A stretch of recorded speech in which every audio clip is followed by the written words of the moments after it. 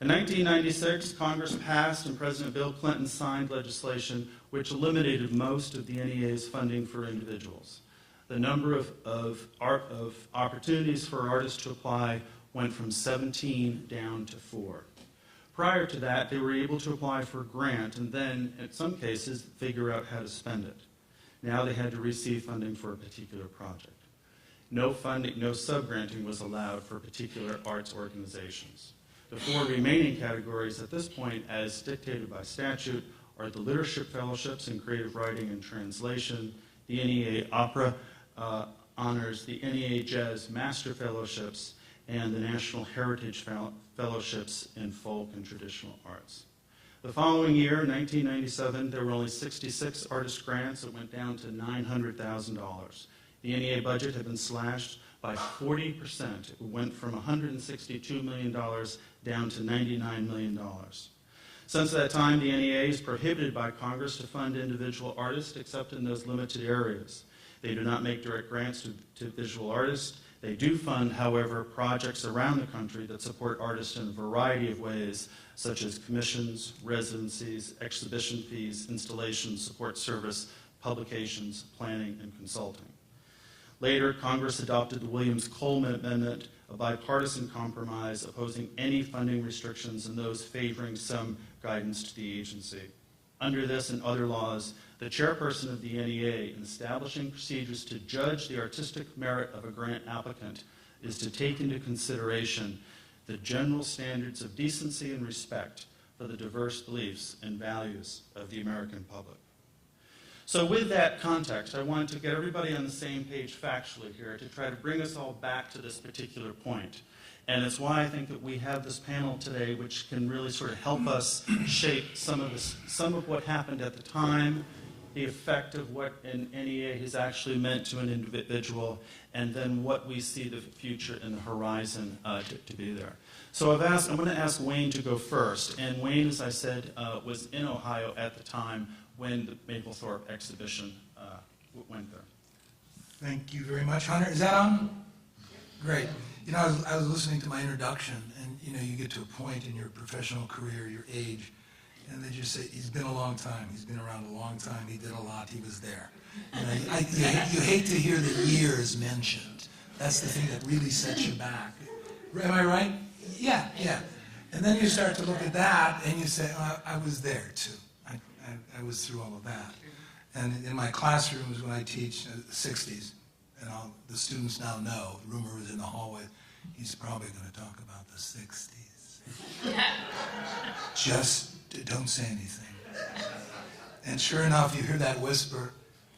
What did you just say? Nothing. We want to hear about the 60s. What was that like? So in that context, I was there for this, and I was part of it. And now watching it and looking at it in retrospect, I see the culture wars and that change that took place in the next 10 years still going on. Not unlike what took place in the 60s when you look at post-World War II.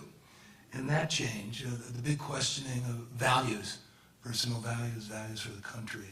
You could take it all the way across the spectrum. And then in the 90s, same thing started to happen. Before I got here, I questioned, I didn't interview. I walked around Columbus and asked people in the bank, Greater Columbus Arts Council, do the names Mapplethorpe or Serrano mean anything to you? No. Was one of them a pornographer? No. The culture, no, it doesn't, no, it doesn't. And I would bet maybe 1/4% knew. Now when I asked the age of those people, the majority were 30 or under, okay? So that's gone from their memory. And to bring it back now, I think is very important, not to let it fade away. Because what was going on was more than what you're seeing in those photographs. It was attention being paid to change. And a lot of that change was not good. And ending up now, you look back and say, well, maybe it was good. Because we all came to the table, we screamed, we argued, we ranted, we raved, went to the right, we went to the left, people would be calling fascists, and it was crazy. But I met Andres in '88. He was in Lancaster, Ohio, a small town southeast of Columbus. And I saw the Fitzrice photograph. And I thought, boy, that's really nice. And there's some very religious people were there and said, should he really be doing that, to the crucifix? This very gentle man, sat down and he said, I'm not making fun. He said, I'm Catholic. I come from a background. I'm trying to say what people have done to the church. And you sat and listened to him and you thought, wow, what a nice guy. I really like that. And then the next year, all hell broke loose. And nobody was talking about this gentle man making a social comment about his church and what had happened to the concept of Christ as it should have been shown in his mind from a child. And then that really set the groundwork, the foundation for what was to happen to Mapplethorpe and Dennis Berry. And I was the director. We had funding in the Contemporary Arts Center, state funding. And we also, of course, were getting a grant from the National Endowment. So all that controversy about Serrano had begun, saying there was money in the regional organization which gave money to the center. And so everybody started talking about a small amount of money in the context of everything else that was going on. And Dennis called me as soon as the Corcoran canceled the Mapplethorpe, and he said, I think we're going to have a problem with this show. I said, Dennis, don't be stupid. For God's sake, you got Mapplethorpe's flowers and all that nice stuff. Nothing clicking up here at all about the sadomasochistic part of it or the other parts. It got closer. Dennis said, why don't you come down and talk to my board members and just reassure them that it's okay.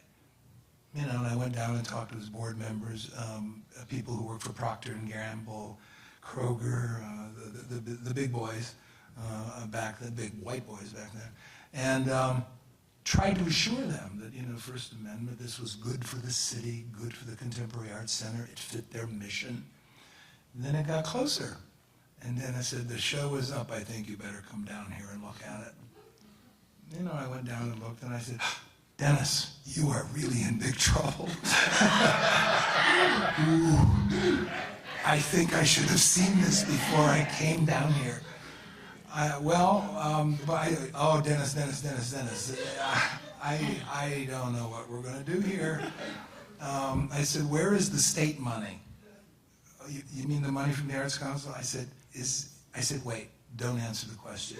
Do not, I'm not asking the question, don't answer the question. But I need to talk to your accountant, fiscal officer. And then I went away and I came back. And then I said, well, these folks, the XY, did any of you see it? Okay, remember the XYZ? Yeah, well, those were a little shocking. But there was a big sign on the door in a different gallery from the rest of the show. It was separate. And it said, if you are of an age, you go in here, you're going to get shocked to hell, basically is what it says. And this is what it contains. Don't go in the room.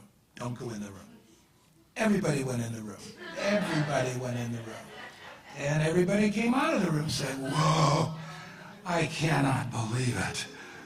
What did the sign say? Did the sign say don't go in the room? Yes. Why did you go in the room? I don't know. Somebody told me to go in the room. That was going on. So at the opening, I told my board members, I need some of you to go to the opening. Dennis is in trouble, and we need to be there and support him. So two of my board members went down, and I couldn't go because I was in Cleveland. And I got a call that night, and they said, well, Dennis was arrested tonight. And I said, he was arrested? A huge crowd, steps. There was the sheriff coming up. Big photo. There's my council member, smiling. And we looked at it from a different perspective because we had been preparing for it. I had called the head of the finance committee at the Arts Council in the legislature, and I said, Senator Aronoff, got a problem with who's trying to stop First Amendment right? Free speech, blah, blah, blah.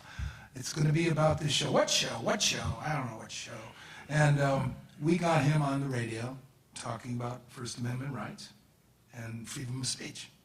And then we got our little sheet out, our fact sheet about what is pornography, what is not pornography, listed it, got it to the field. We talked about Serrano, and we had met Serrano. My board members came to an emergency session to sit for 6 hours and watch slides of the show. And were they shocked? Yes. But were they supportive? Yes. And so when you look back on that part of it, you won't see in the archives any negative comments about the Ohio Arts Council, because we prepped and we kept First Amendment up front. And we talked to Dennis. We brought Dennis in. And 6 months later, Dennis was freed. And you all know it made national news. You all know it was the beginning of the endowments cutting back.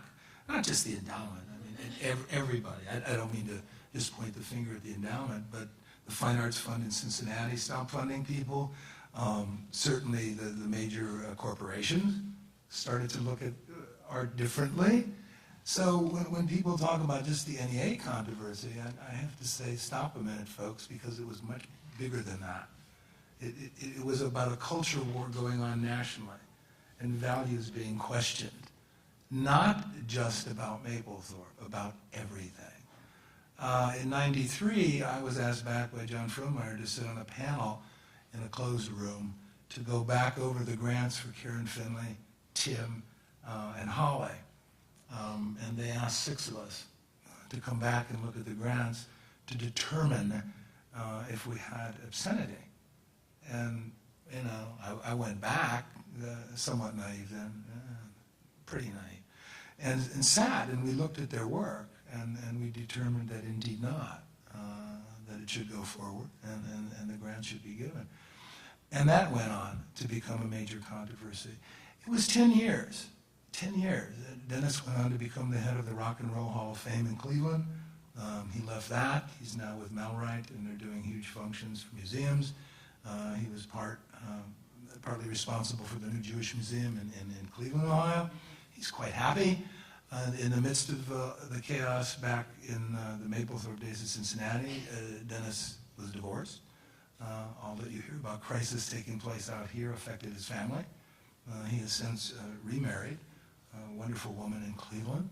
But these culture wars, you look at Mr. D'Amato, and one of his staff persons says, the senator has been a longtime supporter of the arts community in New York and has always supported full funding for NEA. He is absolutely opposed to censorship. But we are talking about taxpayers' dollars. No censorship, taxpayers' dollars.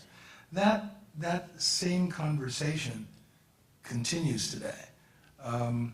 People 30 and under who don't remember it, we who do should talk about it. It's a major construct in the changing nature of the conversation our country has from time to time. It goes beyond the Mapplethorpe, it goes beyond the Serrano. We're watching it right now during this political season. You know, and you have to stop and think, what started that? You know, where did that begin? Where's the foundation of this conversation? 10 years after, art supporters will tell you, and I was on the board of the National Assembly of State Arts Agencies, it was a good thing that happened. And a good thing in the sense it brought and gathered together all of the supporters of artists. The Americans for the Arts. You go down the list of people, Susan Sarandon, the movie stars, people who came to Washington, gathered and held hands together to protect the endowment, to support the endowment, and to say, hey, this is wrong. This is wrong. So on that side, you had a positive in the national conversation about First Amendment, obscenity, pornography, censorship.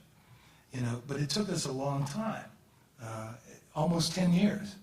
State arts agencies were cut, local arts agencies were cut, national endowment was cut. The question of public funding became a big issue. It remains a big issue.